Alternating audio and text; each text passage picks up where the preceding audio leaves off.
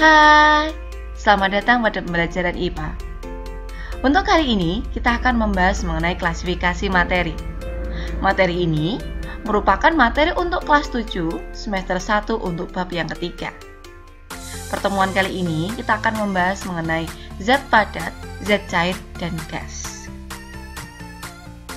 Materi itu adalah segala sesuatu di mana dia harus memiliki massa dan menempati ruang.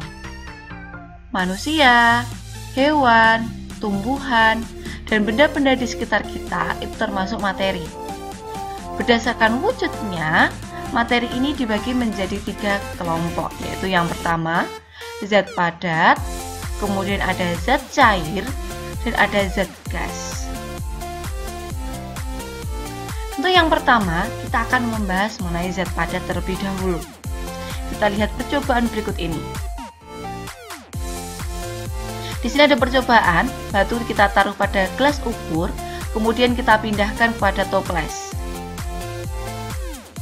Kemudian saya mencoba benda yang berbentuk kubus dari gelas ukur saya pindahkan ke toples. Kemudian benda yang ketiga, ada benda yang berbentuk bola, saya taruh pada gelas ukur, kemudian saya pindahkan pada toples. Yang keempat, saya mencoba benda yang berbentuk tabung, dari gelas ukur saya pindahkan ke toples. Coba kalian perhatikan. Bentuk benda ketika saya taruh pada gelas ukur, kemudian saya pindahkan pada toples, bentuknya bagaimana? Tetap atau berubah? Tetap. Jadi benda padat, ketika benda itu saya pindahkan kemanapun, bentuknya akan selalu tetap. Kemudian volumenya. Apakah ketika batu saya letakkan pada gelas ukur, kemudian saya pindahkan pada toples, volumenya berubah atau tetap? Tetap. Pada zat padat, bentuk dan volumenya dia akan selalu tetap. Walaupun saya pindahkan dari satu tempat ke tempat yang lain, dia tidak akan mengalami perubahan bentuk dan volume. Kemudian kita lihat di sini.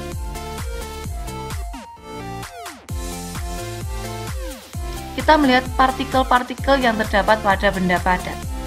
Ketika kita perbesar, ternyata bentuk partikel-partikel pada zat padat itu bentuknya adalah seperti ini. Bulatan-bulatan ini kita ibaratkan adalah sebuah partikel-partikel. Jadi partikel-partikel pada benda padat itu ketika kita lihat bentuknya seperti ini. Jarak partikel pada benda padat rapat, renggang, atau sangat renggang. Dia sangat rapat. Kemudian gerak partikelnya. Gerak partikel pada zat padat dia adalah tidak dapat bergerak bebas karena dia letaknya sangat rapat sehingga partikel-partikel itu tidak dapat bergerak bebas. Kemudian kita lihat percobaan yang kedua, yaitu mengenai zat cair.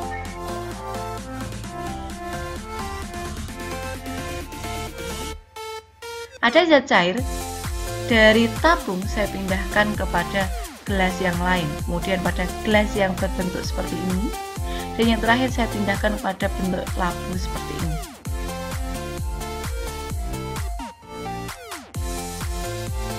Coba kamu lihat. Bagaimana bentuknya? Tetap atau berubah? Zat cair ternyata bentuknya berubah-ubah sesuai dengan wadahnya. Ketika air saya letakkan pada gelas yang berbentuk tabung, maka bentuknya akan mengikuti wadahnya. Kemudian saya pindahkan kepada wadah yang berbentuk segitiga. Kemudian saya pindahkan pada tempat yang lainnya yang berbentuk yang berbeda. Ternyata bentuknya juga akan mengikuti wadah tersebut. Sedangkan volumenya pada zat cair, dia volumenya akan selalu tetap, tidak akan berubah-ubah, asalkan tidak ada yang tumpah. Kemudian kita lihat video yang di sini. Ini adalah bentuk partikel-partikel pada zat cair. Coba kalian perhatikan. Jarak antar partikelnya bagaimana? Dia lebih renggang dibandingkan dengan jarak partikel pada zat padat. Gerak partikelnya? Pada zat cair, gerak partikelnya adalah bebas, tetapi dia terbatas. Maksudnya apa? Dia bebas bergerak, tetapi terbatas hanya pada wadah tersebut. Dia tidak bisa meninggalkan wadah itu dengan sendirinya tanpa dengan bantuan kita. Kemudian yang ketiga, kita akan melihat pada zat gas. Inilah sama-sama dari satu sumbu, kita letakkan pada wadah yang berbentuk balok seperti ini.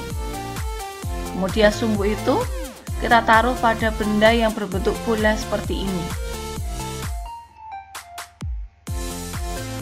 Kemudian sumbu yang sama kita letakkan pada botol yang berbentuk seperti ini.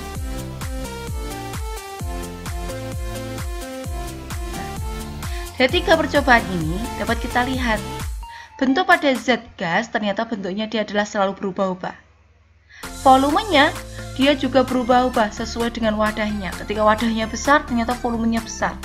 Ketika wadahnya kecil ternyata volumenya juga akan kecil. Maka kita simpulkan bentuk dan volume pada zat gas dia akan selalu berubah. Kemudian partikel-partikelnya. Pada zat gas, partikel-partikelnya adalah seperti ini. Jarak partikelnya dia adalah sangat renggang dan gerak partikelnya dia adalah sangat bebas. Jadi ketika tadi bisa kita simpulkan perbedaan zat padat, cair, dan gas adalah sebagai berikut. Pada zat padat, bentuk dan volumenya tetap, jarak partikelnya sangat rapat, gerakan partikelnya tidak dapat bergerak bebas. Kemudian pada zat cair, bentuknya berubah, volumenya tetap, jarak antar partikelnya renggang, gerakan partikelnya bebas tapi terbatas. Sedangkan pada zat gas, bentuk dan volumenya berubah, jarak antar partikelnya sangat renggang, gerakan partikelnya sangat bebas. Demikian tadi penjelasan mengenai zat padat, cair, dan gas. Semoga materi yang kita pelajari kali ini bisa bermanfaat. Sampai jumpa lagi pada materi-materi selanjutnya. Terima kasih dan bye-bye.